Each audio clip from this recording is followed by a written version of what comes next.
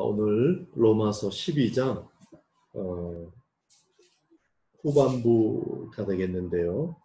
전체를 다시 한번 읽고 그렇게 시작하도록 하겠습니다. 같이 읽겠습니다. 시작.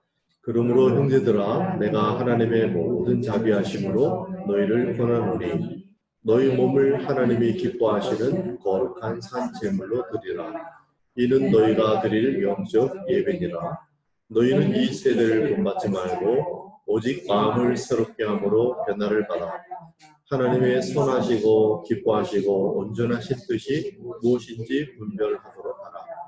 내게 주신 은혜로 말미암아 너희 각 사람에게 말하노니 마땅히 생각할 그 이상의 생각을 품지 말고 오직 하나님께서 각 사람에게 나누어 주신 믿음의 분량대로 지혜롭게 생각하라.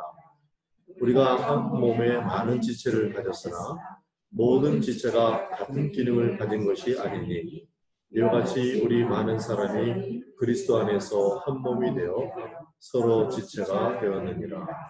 우리에게 주신 은혜대로 받은 은사가 각각 다르니 혹 예언이면 믿음의 분수대로, 혹 섬기는 일이면 섬기는 일로, 혹 가르치는 자면 가르치는 일로, 혹 위로하는 자면 위로하는 일로, 구제하는 자는 성실함으로, 다스리는 자는 부지런함으로, 긍휼을 베푸는 자는 즐거움으로 할 것이니라. 사랑에는 거짓이 없나니 악을 미워하고 선에 속하라.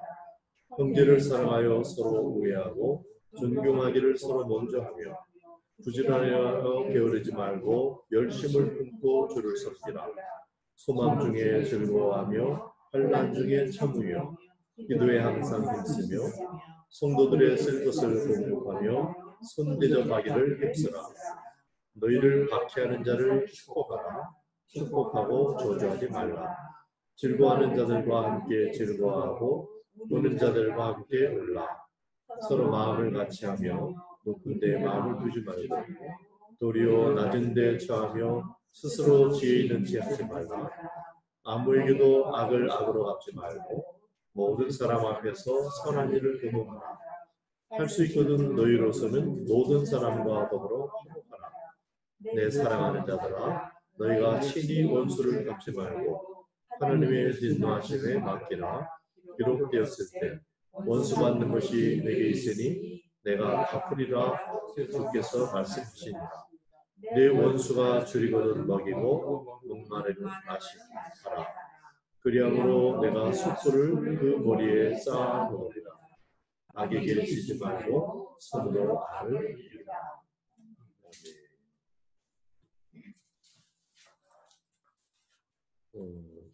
원수 축복하라.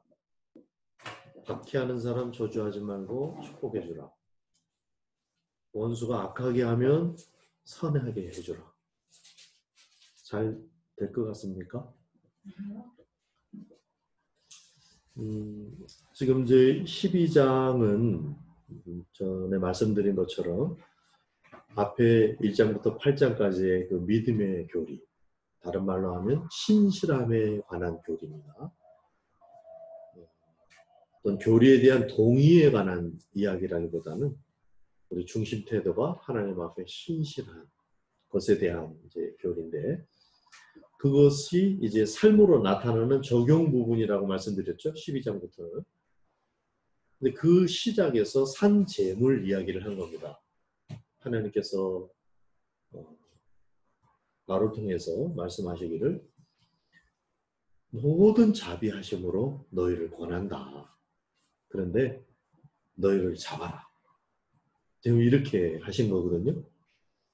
산 제물로 돼야 뒤에 이 12장 이후의 말씀들이 우리 생활에 적용 가능하다. 이 말씀입니다. 그래서 지난 시간에는 그 산 제물에 관한, 그리고 그것을 믿음으로 믿음의 분량대로 하는 부분, 그걸 나눴고요. 오늘은 그 산 제물로서의 그 삶, 생활인데, 제목부터 그냥 전체 파악이 쉽게 일단 먼저 좀 나눠드리면은 1절부터 3절까지는 그리스도인의 백사만사의 시작이 뭔가? 한마디로 말하면 뭐라고 말할 수 있겠어요? 산재물. 이렇게 한 거고요. 4절부터 8절까지는 그리스도인이 어떻게 사역할 건가, 어떻게 봉사할 것인가, 봉사에 관한 거고요. 9절부터 13절까지는 그리스도인이 영성을 쌓아가는 이야기입니다. 어떻게 내적인 부분을 어떻게 할 건가.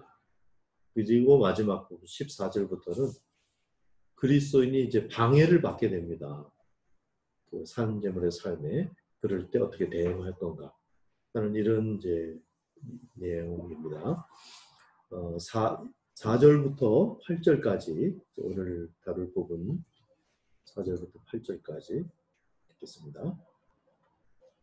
시작. 우리가 한 몸에 많은 지체를 가졌으나 모든 지체가 같은 기능을 가진 것이 아니니 이와 같이 우리 많은 사람이 그리스도 안에서 한 몸이 되어 서로 지체가 되었느니라. 우리에게 주신 은혜대로 받은 은사가 각각 다르니 혹 예언이며 믿음의 분수대로, 혹 섬기는 일이면 섬기는 일로, 혹 가르치는 자면 가르치는 일로, 혹 위로하는 자면 위로하는 일로, 구제한 자는 성실함으로, 다스린 자는 부지런함으로, 공유를 베푸는 자는 즐거움으로 할 것이니라. 네, 거기까지 봤죠. 기독교의 핵심 내용이 그리스도와의 신비로운 연합, 이렇게 제가 요약해 드린 적이 있는데 기억하십니까?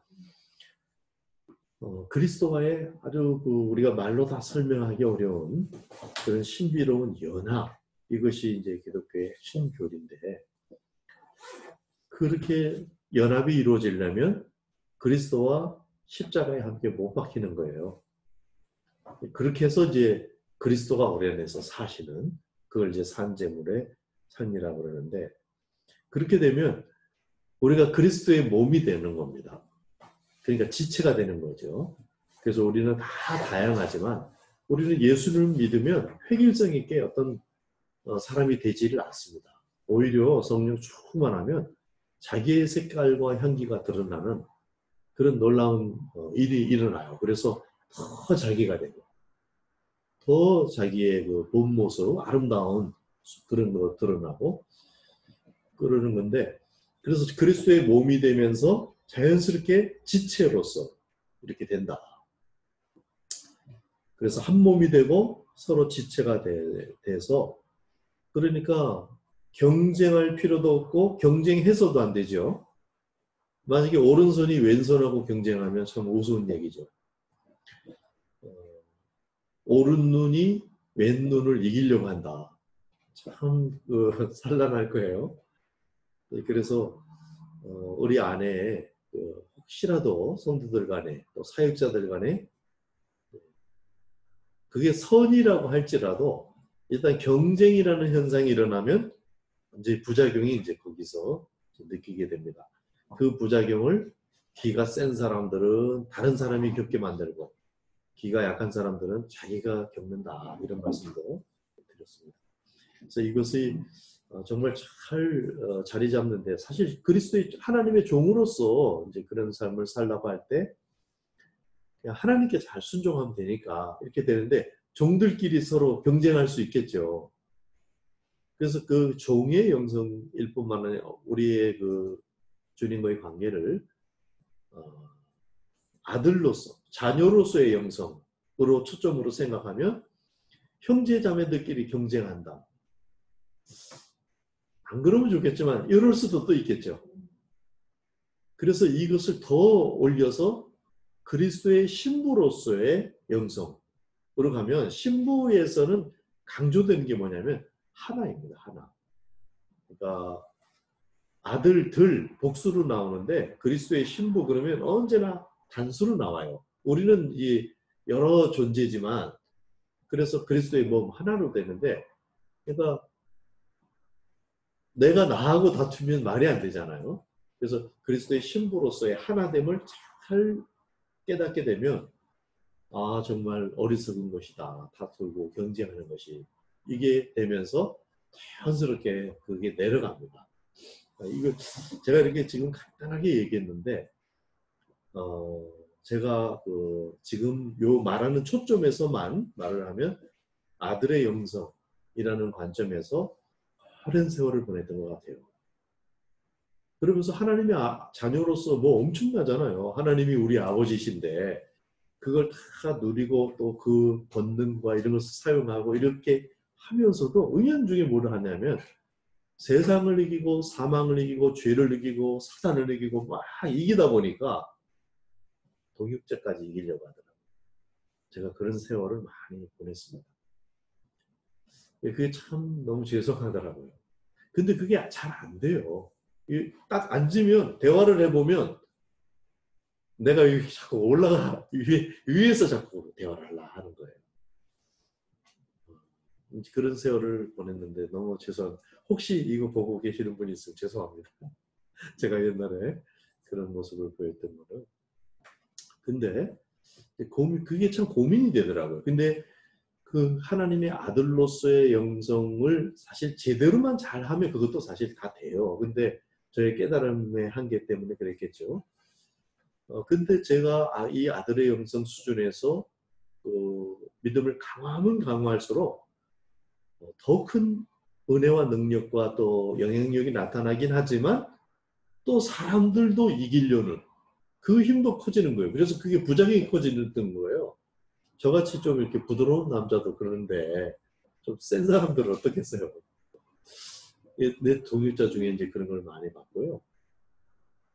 근데 하여튼 오랜 또 고민과 기도와 또 하나님의 은혜로 그리스도의 신부가 제일 강조되는 게 친밀성도 있지만은 하나됨이 굉장히 이 그리스도의 신부라는 관점 안에 굉장히 중요한 개념이구나. 이것을 깨달았을 때 이게 확 내려가더라고요.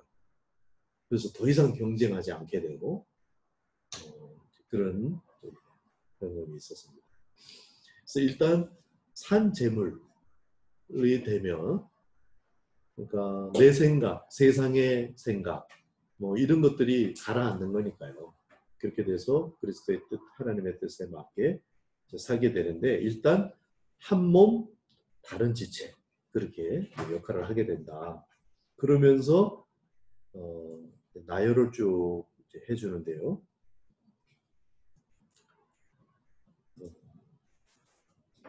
6절부터 예언이면 믿음의 분수대로 은사가 각각 다르고 섬기는 일 이렇게 쭉 있는데 지금 7가지로 얘기를 했는데 이것은 사역적인 은사 목록이라고 할 수 있습니다.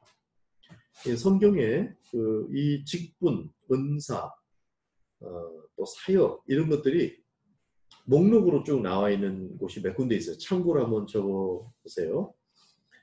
에베소서 4장 11절에서 12절에 보면은 은사 목록, 직분으로서의 은사 목록이 나옵니다.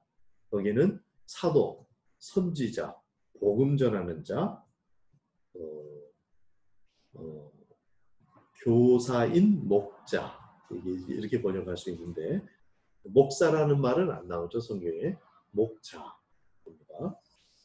성도의 그리스도의 몸을 세우고 봉사의 일을 하도록 하기 위해서 이런 직분들을 주셨다 하는 것이 이제 직분 목록으로서 에베소서 4장에 나오고 고린도전서 12장 4절부터는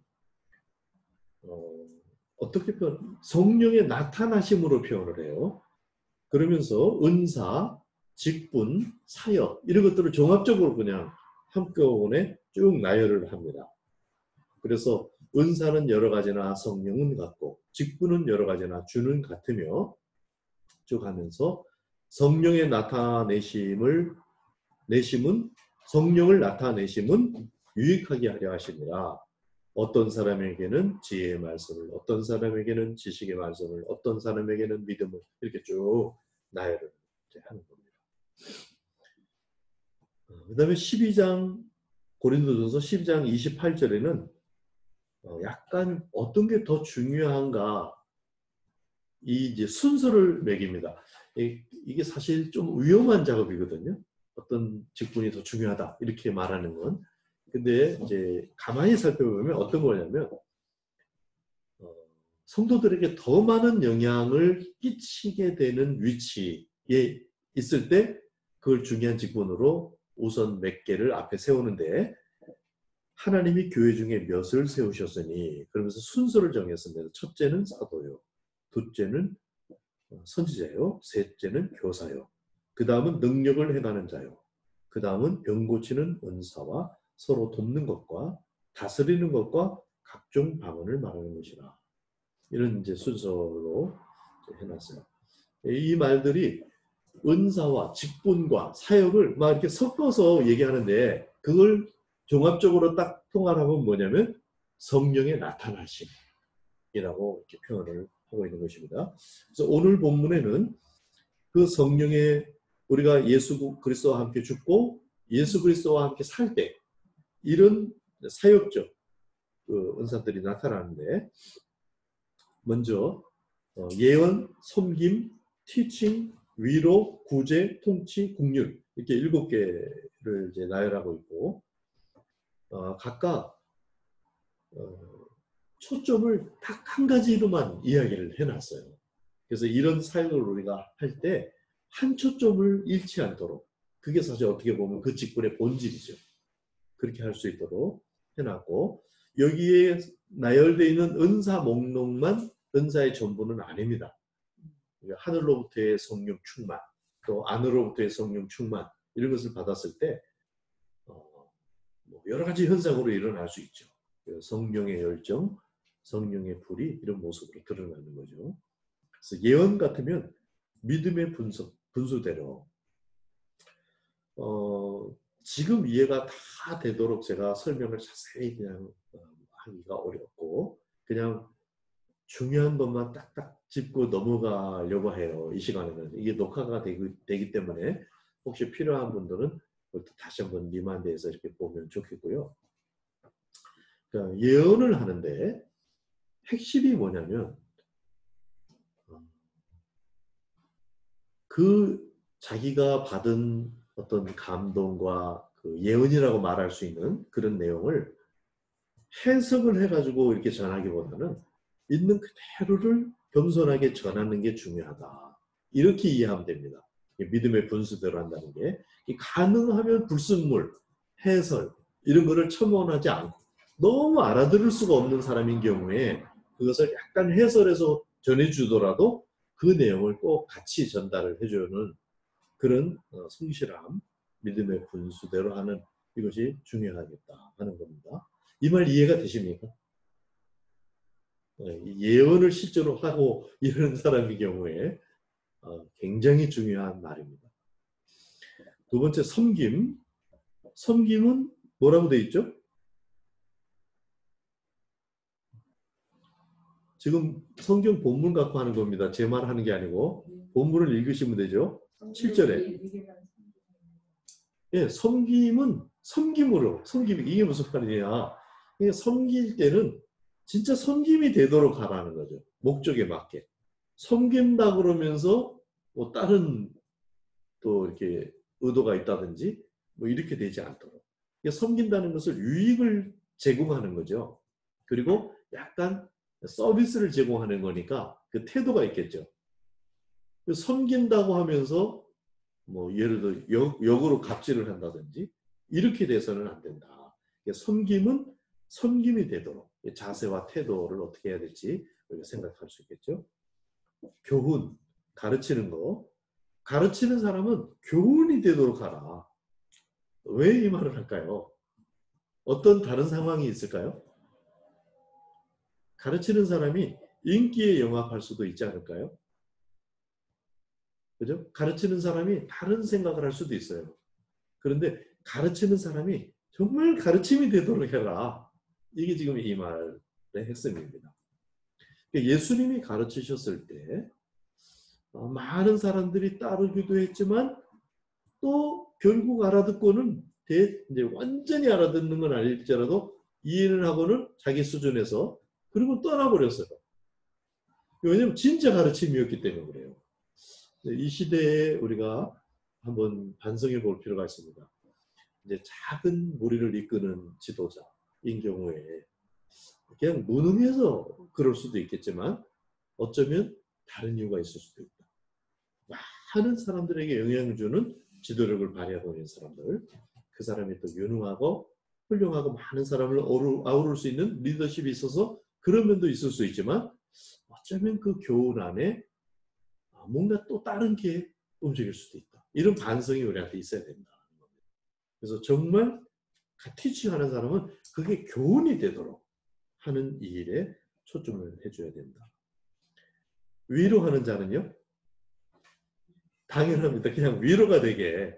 그러니까 위로한다 그러면서 염장을 지를 수도 있죠.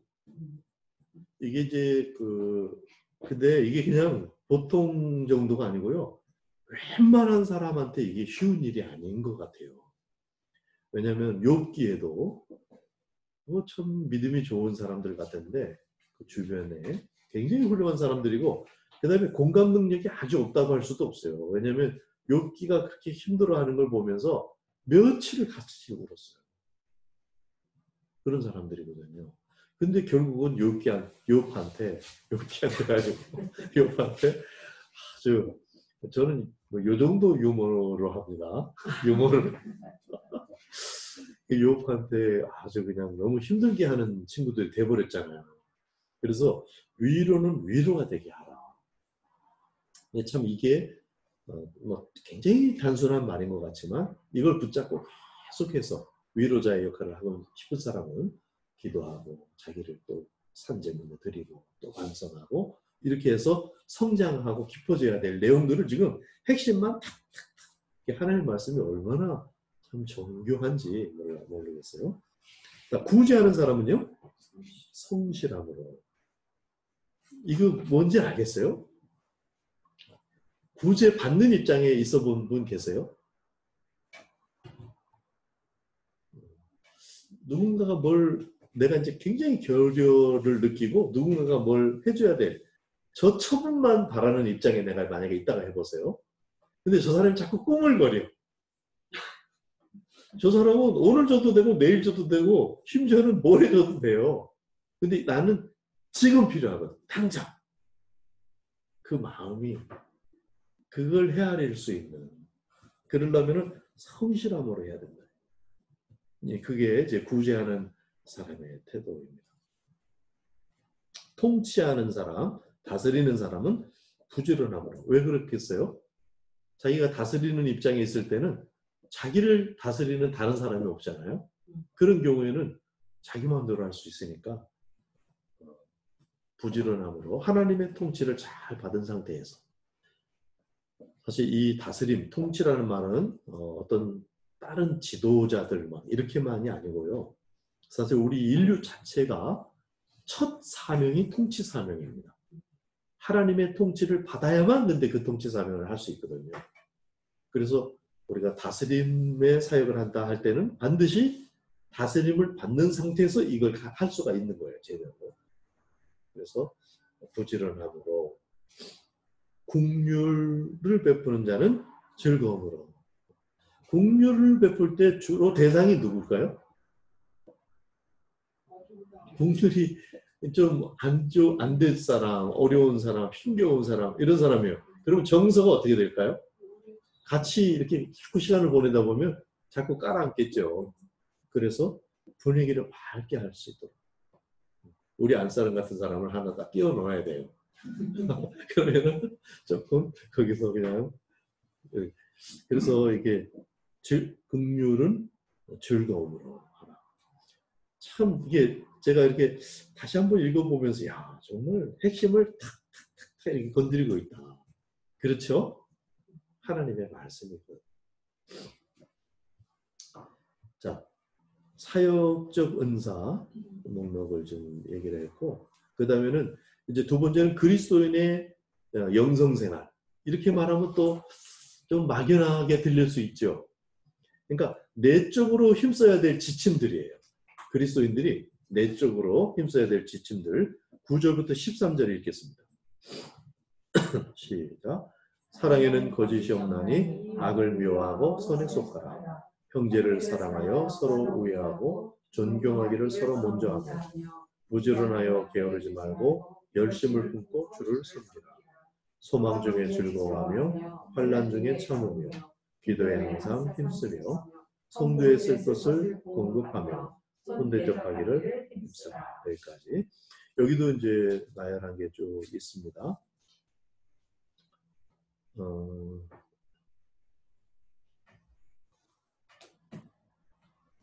여기서 사랑엔 거짓이 없나니. 내가 그리스도와 함께 죽고 그리스도와 함께 살면 그 나오는 삶을 그냥 한마디로 사랑이라고 말할 수 있는 건데, 그 사랑에는 거짓이 없다. 이 말을 그냥 거짓말 안 한다 이런 정도 윤리적인 거짓으로만 생각하지 말고, 우선은 언어적으로도 이제 거짓 이렇게 생각할 수 있지만은 행동의 거짓 그러면 이것도 나쁜 뜻으로 속이는 그런 것도 될 수 있지만은 그렇지 않고 믿음의 괴리가 있을 때, 나의 믿음은 뭐 1 정도의 수준인데 내가 한 3 정도의 믿음이 있는 사람인 것처럼 착각을 하고 행동할 때, 그때 이게 믿음의 괴리가 있어요. 이게 진실과 지금 자기가 생각하고 있는 이것의 괴리도 사실 여기는 거짓으로 얘기할 수 있어요. 그러니까 일부러 막 악의적으로 거짓을 하는 건 아니더라도 근데 여기서의 거짓은 오히려 말의 거짓보다도 행동의 거짓, 사실과의 그 괴리를 거짓으로 표현했다. 이것이 문맥적으로는 더 맞는 것 같습니다. 그렇게 이해할 때 이것도 악한 것이 된다. 이런 것을 정말 싫어해야 된다. 자기 안에 그런 것이 있을 때 그런 것을 미워하라. 우리 사람들은 자연스럽게 심지어는 좀 죄를 짓고 이런 사람에게마저도 진솔하면 괜히 좋아하는 거 있어요.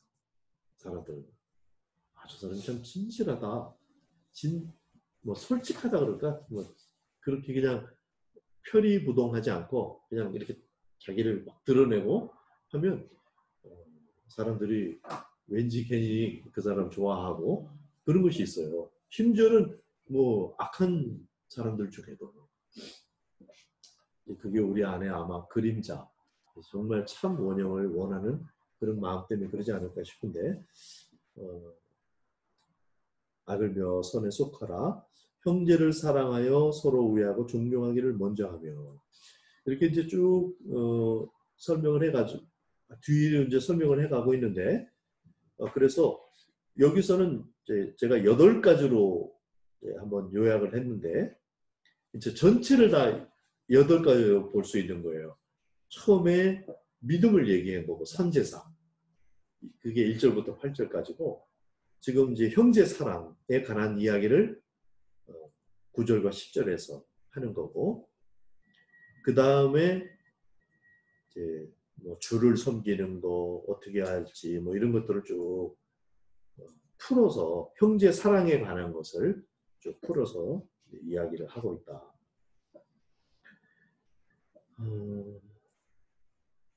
10절 형제를 사랑하여 서로 우애하고 존경하기를 서로 먼저 하며, 뭐 필라델피아, 필로스 뭐 이런 이제 헬라어를 썼는데 뭐 굳이 헬라어 사용하지 않더라도 뭐 우정, 가족애, 그 다음에 귀히 여기는 것, 서로 존경해 주는 것, 뭐 이런 것들. 그리고 부지런 주를 섬길 때에는 부지런함과 열심으로 하라. 11절. 그리고 4절에 12절에 소망 중에 즐거워하고, 소망을 가지고 즐거워해라. 지금 우리 내면을 어떻게 관리할 것인가 이런 초점을 얘기한다 그랬죠. 환난 중에도 잘 인내해라. 그리고 그렇게 하려면 또 항상 기도에 힘써야 된다. 너무 그냥 맨날 하는 말 같고 듣는 말 같고 당연한 말 같지요. 근데 이게 정말 이렇게 할 때 우리가 이것을 습관처럼 몸에 배에게 이렇게 했을 때 깊어지고 성장하는 것입니다. 그 다음에 13절 성도 중에 결핍을 찾아서 공급하는 예를 권하고 있습니다. 성도들의 쓸 것을 공급. 그러니까 기도하면서 우리가 새벽에 기도하고 시간을 정해서 고요히 하나님 앞에 기도할 때 여러 기도가 있겠지만 또 중보 기도할 때 사람들을 쭉 생각하면서 아 지금 이 사람에게는 뭐가 결핍을 느끼겠나 이렇게 했을 때 뭐 그것이 전화 한 통화일 수도 있고요. 내 목소리를 밝게 해서 한번 들려주는 것일 수도 있죠. 그렇게 이제 성도들의 쓸 것을 찾아서 공급하는 그 이야기를 합니다. 이것이 우리의 영성생활. 그 다음에 나그네 대접에 힘쓸 것. 이제 성경에서 손대접, 나그네 대접 이걸 굉장히 중시해요. 어느 정도 중시하냐면 고아, 그리고 홀로 된 여인, 나그네, 뭐 이런 감옥에 갇힌 사람, 이런 사람들을 예수님이 직접 언급하면서 이렇게 잘 해줄 것을 그렇게 말하잖아요. 그 당시에 가장 약자들입니다. 지금하고는 완전히 좀 달라요, 상황이. 그렇지만 그 당시에 거의 생존이 어려울 정도 그런 사람들인데 그 중에서도 특별히 나그네는 뭐냐면은 그냥 돌아다니는 사람이 아니고요. 이게 순회 사역하고 관계가 있습니다. 제가 생각해 볼 때 하나님께서 나그네를 잘 대접하라. 옛날부터 이제 그렇게 말씀하셨는데 이게 나중에 선교사에게 잘 진행되는 데 있어서의 어떤 중요한 포석도 되는 것 같아요. 그래서 선교사가 순회를 하게 될 때에 사실 뭐 가벼운 몸으로 다니잖아요. 그러면 공급이 돼야 되거든요. 그런 것들을 염두에 두셨을 것이다. 이런 생각이 들고요. 뭐 그거 아니더라도 나그네는 어디 기댈 데가 지금 없는 그런 상태에 있는 사람들을 지칭하는 건데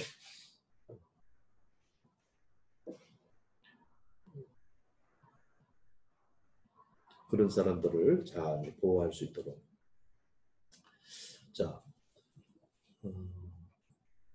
산제사의 삶을 정말 간절히 사모하십니까? 우리 가족을 내가 가장 아끼는 가족을 이 얘를 산제사로 드려야 되겠구나.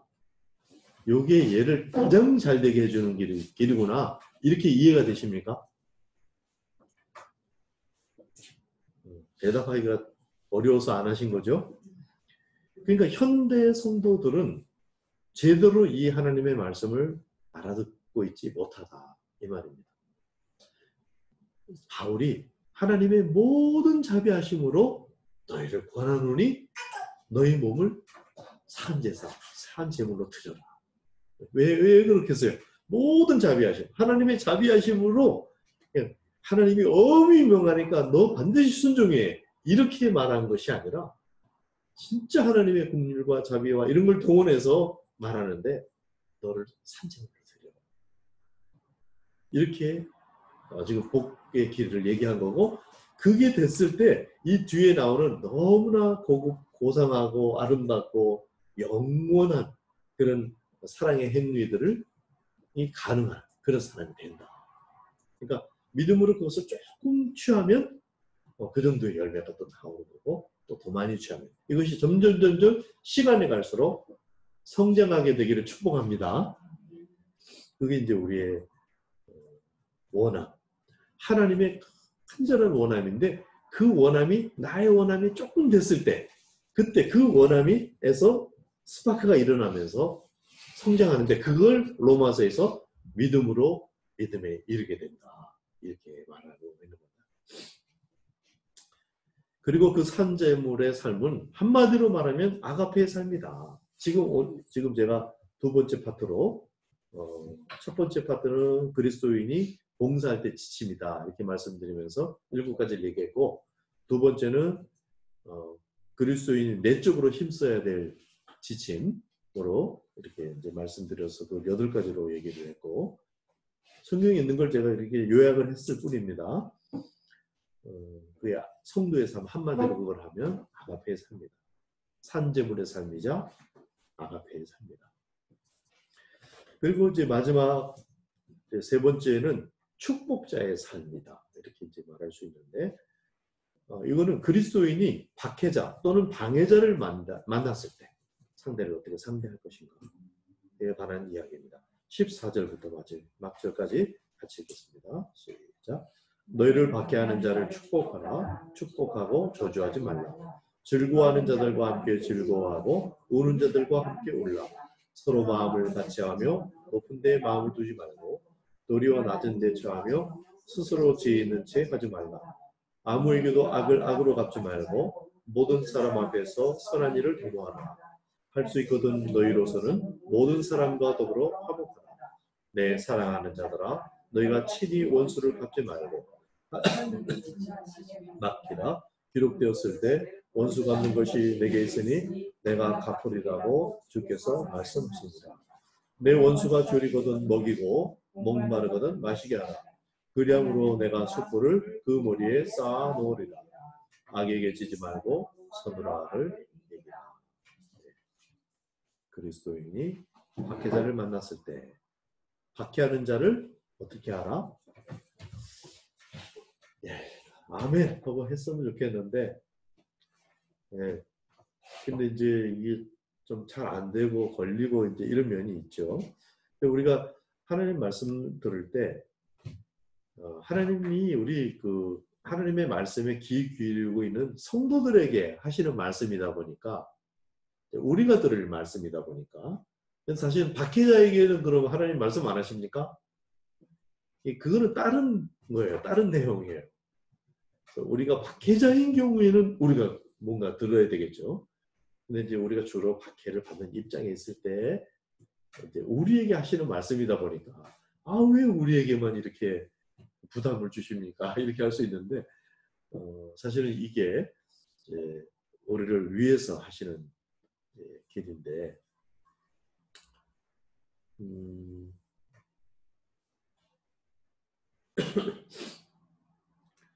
박해에 대해서만 한다면, 박해받는 사람이 이제 억울한 장면, 우리가 제3자로 목격을 했다 했을 때, 박해하는 사람에 대해서는 핵심으로 말하면 대적자가 되지 말라. 그 사람에게.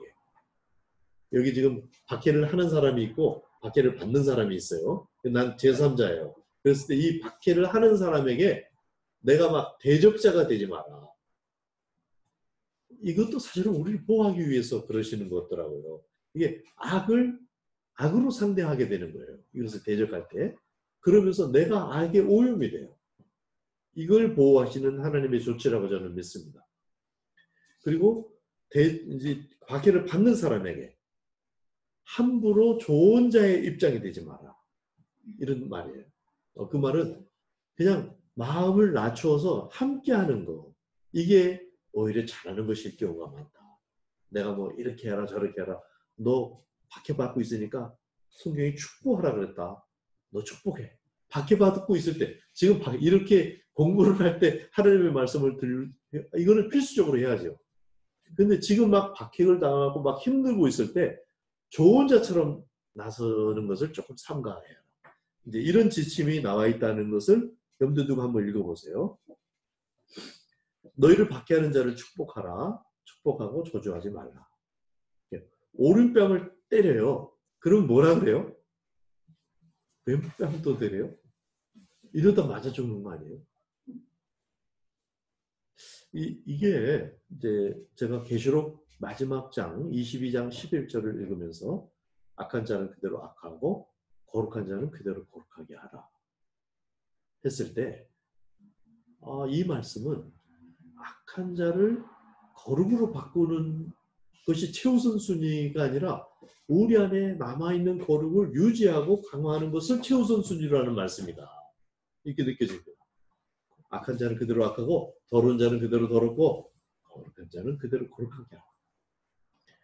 그래 우리가 이제 그리스도인들이 핍박을 당하는 상황에 있을 때 박해하는 자를에게 막 대들고 무력시위를 하고 막 이렇게 하면서는 거룩을 보존한다기보다는 같이 막 하면서 악을 배우게 되고 독해지고 이렇게 될 가능성이 있다. 차라리 죽을지언정 오른뺨을 맞을 때 왼뺨을 대도록.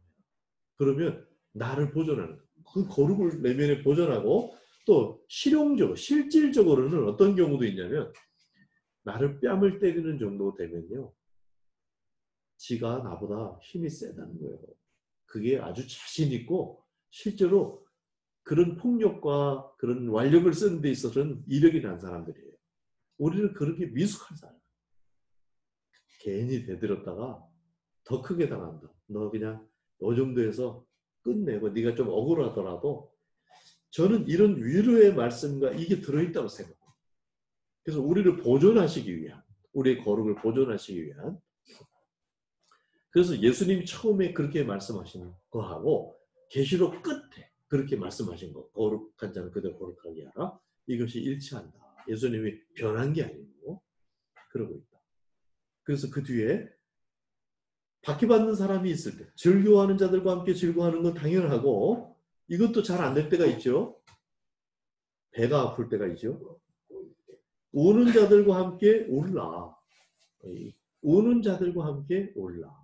이게 바로 아까 박해받는 사람에게 그냥 섣불리 좋은 자가 되지 말고 아까 위로하는 자는 위로함으로 이렇게 말씀했죠. 그렇게 되기보다는 그냥 마음을 같이 해서 낮아지고 그냥 같이 울고 있는 것이 가장 위로가 될 그런 걸 진짜 핵심적으로 이렇게 툭툭 말하고 지나가는 거예요. 그래서 서로 마음을 같이 하여 높은 데 마음을 두지 말고 조언을 한다 이렇게 할 때는 높은 데 마음이 있는 거죠. 그래서 이 목사의 직이나 이게 참 미끄러지기 쉬운 직이다 이런 생각도 들어요. 하나님의 말씀을 잘 이렇게 더 많이 묵상하고 적용하면서 더 많은 은혜를 받는 그런 직분이기도 하지만 또 자칫 잘못하면 계속 이렇게 말을 해주고 이렇게 해줘야 되는 입장에 있다 보니까 그럴 수도 있겠다. 참 잘 적용해야 될 말씀이고 낮은 데 처하여 스스로 지혜 있는 채 하지 말라. 스스로 그냥 지혜가 정말 많으면 되겠죠. 근데 지혜 있는 채 하지 말라. 그리고 아무에게도 악을 악으로 갚지 말고 지금까지 한 말이죠. 모든 사람 앞에 선을 도모하라. 그러니까 악을 악으로 갚지 말고 이 말이 끝에 악에게 지지 말고 선으로 악을 이기라. 이 말하고 가로 열고 가로 닫고예요. 그리고 그 사이에 이제 말들이 있는 거거든요.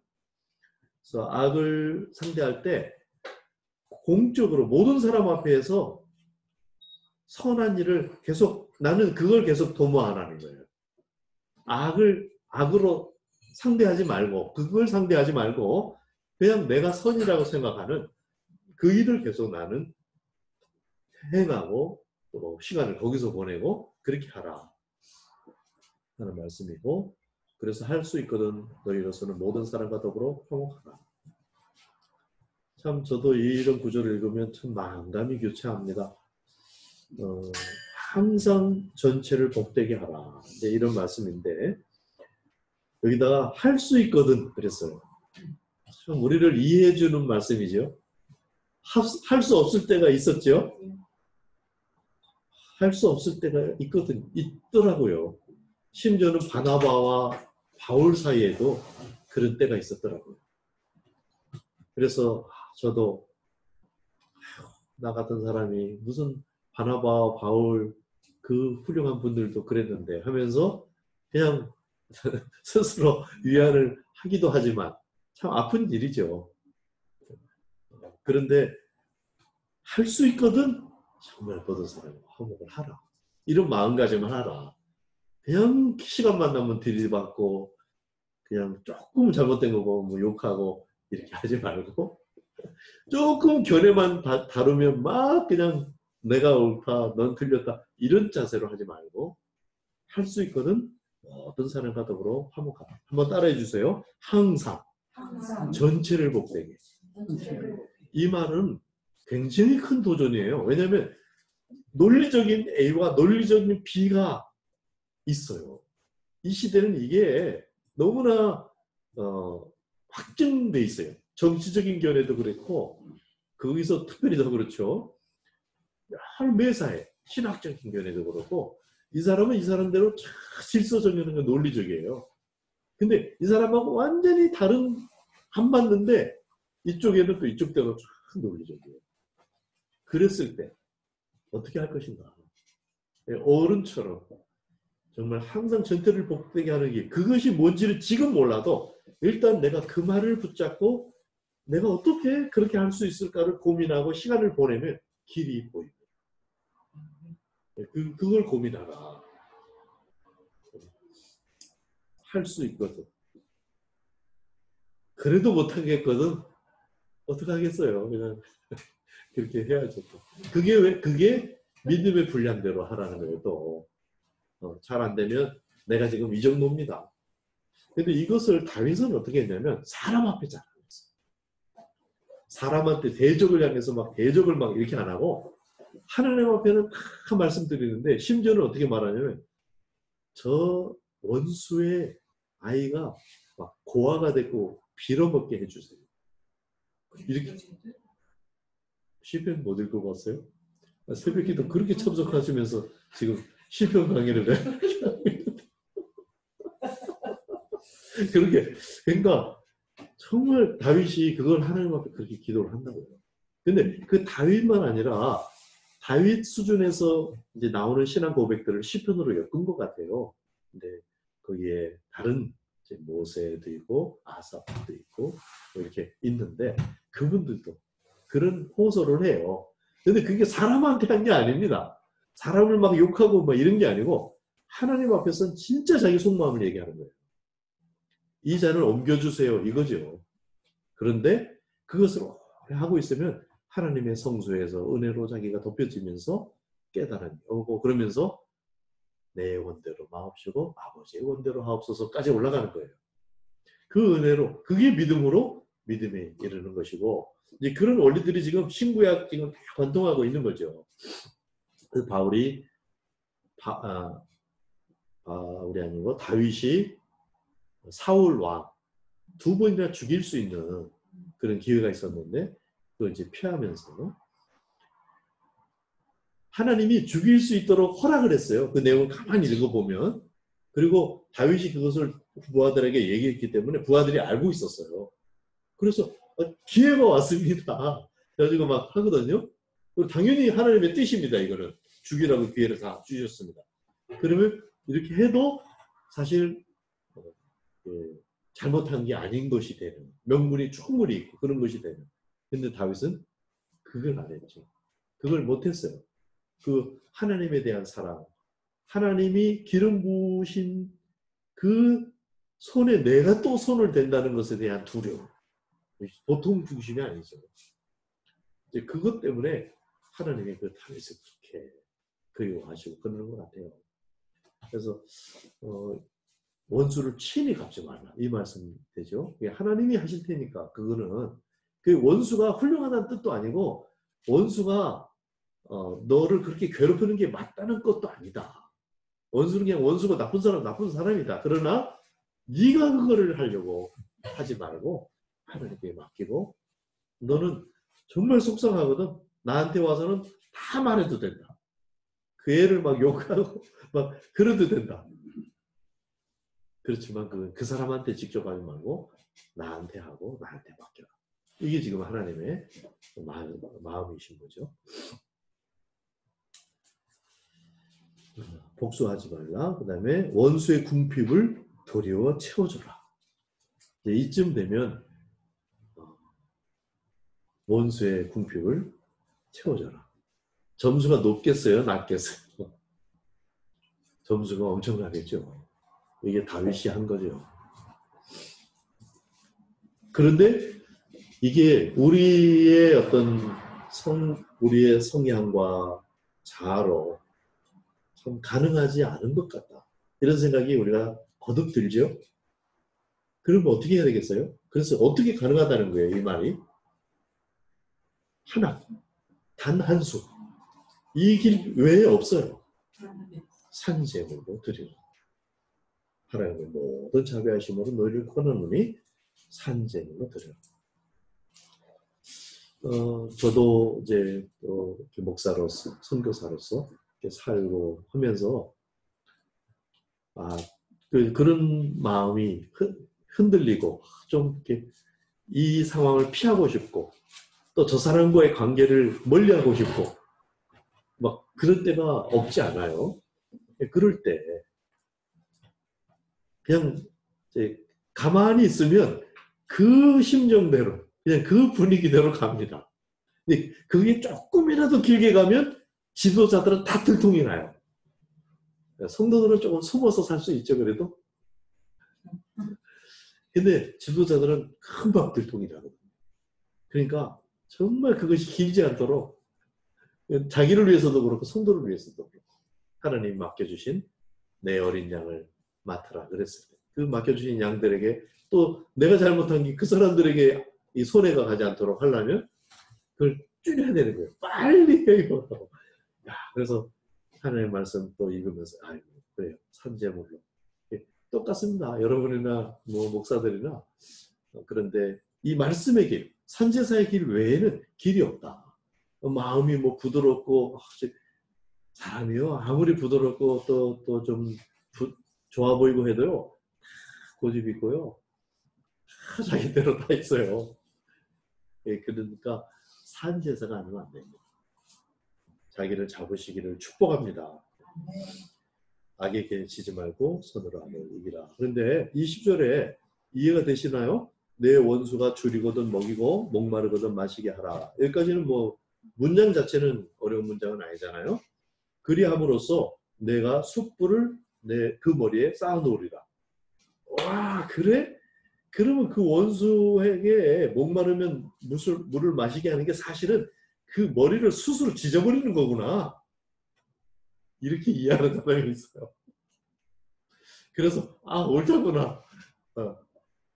사실은 그냥 나쁘게 그냥 망하게 해주는 거구나. 이제 이렇게 생각하는데 그건 아닙니다. 그게 아니고 이제 그 음식을 하기 위해서 숯을 나누어 가는 거예요. 이 여러 가정이 이스라엘의 그 문화 속에 숯을 이제 나누는데 머리에 치고 안일자들이 머리에 치고 숯을 운반하고 이런 그림을 상상하면 돼요. 거기 머리에다 숯을 이렇게 얹어주는 거예요. 자기가 음식을 할 수 있는 불을 거기에 얹어주고 나눠주는 거예요. 그러니까 먹을 수 있도록 해주는 거예요. 그겁니다. 머리를 숯불로 지지는 게 아니고. 자, 21절 읽고 마치겠습니다. 시작. 악에게 지지 말고 선으로 악을 이기라. 네, 오늘 말씀 다시 한번 결론 정리하면 그리스도인의 오직 한 길, 산재물. 이게 첫 번째. 두 번째, 그리스도인이 사역할 때에 대한 이야기. 세 번째, 그리스도인이 영성을 유지하기 위해서 내적으로 집중해야 되는 이야기. 그리고 마지막으로 그리스도인이 방해자를 어떻게 대응할 것인가 하는 이야기로 로마서 12장이 되었습니다. 로마서 12장은 전체 16장까지의 또 서론 역할도 하면서 총론 역할이 되는 거죠. 그렇게 12장에서 산 재물과 산 재물로서의 삶의 기본 원리들을 이렇게 아주 중요하고 기본이 되는 원리들을 이야기했습니다. 이것으로 오늘 로마서 12장 전체를 마치도록 하겠습니다. 수고 많으셨어요.